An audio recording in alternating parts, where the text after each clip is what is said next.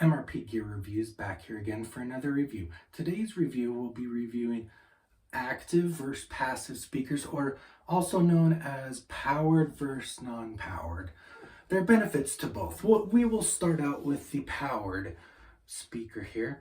The powered, or known as active speaker, their benefits to just having a powered or active speaker. As you can see, all the different functions and the knobs and the jacks and inputs and where the power cable goes in here. This one also has Bluetooth, it has a USB, and you can also insert an SD card into this one.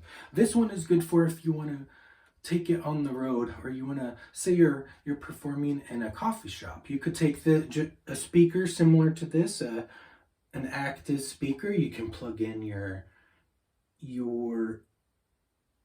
guitar or your vocals, or whichever, however you want to plug that in. There's also auxiliary and the RCA inputs here. There are two volume knobs, equalizer for the high and the low. This one's just an inexpensive, just a very basic one. You could say an entry level one, an MP3 volume here. There are a lot of features even just on this basic one.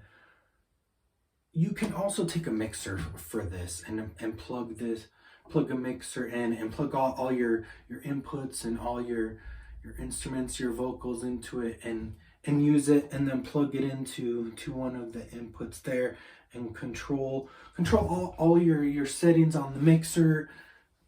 And then you can daisy chain this, or you can take the output here. There's a mix out. You can take this and take another powered speaker, and so you can have two speakers, one on each side.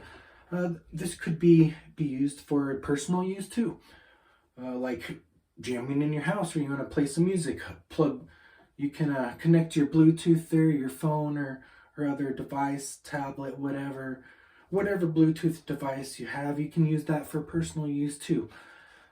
So this one has a lot of uses that you can use. Also recommended you can use this as a backup or as a monitor, so you don't have a monitor. You don't have an extra power amp for a monitor and you're doing a gig. You can just plug your monitor out, or your auxiliary out, into the input on this, and then you have a monitor. And so you don't need a power amp because the amp is actually built into this one. Unlike this passive one over here that's non-powered, you would actually need a power amp for it to get it to work. Just like any speaker, you need some type of amp to boost up to the sound, to amplify the sound. These both are the Lix Pro. I'll show you the front. They're both similar, so you can see that they're both speakers from Lix Pro. I actually like these just because they're small. I can use them for small gigs or weddings or whatever, or small ceremonies. I'll turn this one back around. So benefits of both of these. So depending on how you want to use it, if you want something that's just, you can just take and go, this one's good. If you want something where you can actually control the different settings from, which both you can control from a mixer, but if you want to control the settings from an actual separate power amp, you can go with this one.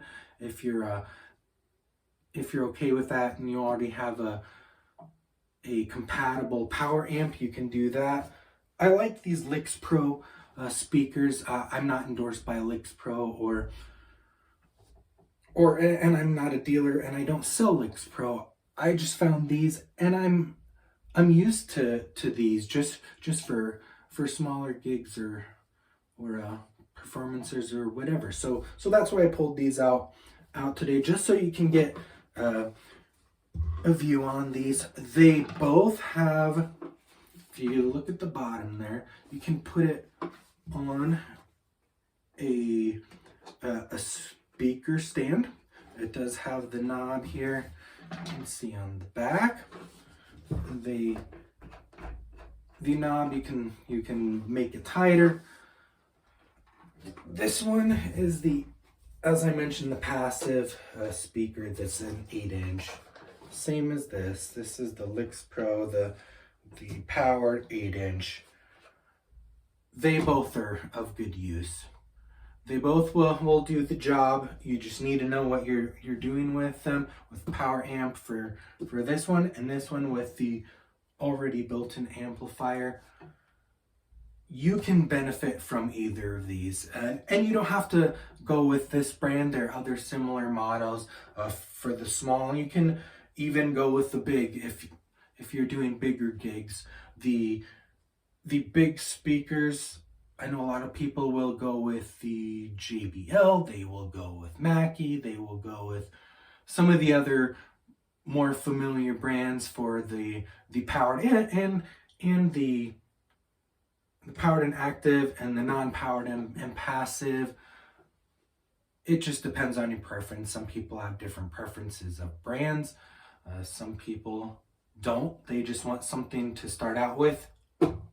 These can get you started, or anything similar. You can go with a different brand. These are just what I have right now that I just quickly could pull out, and just wanted to share the difference between powered and active and non-powered and passive.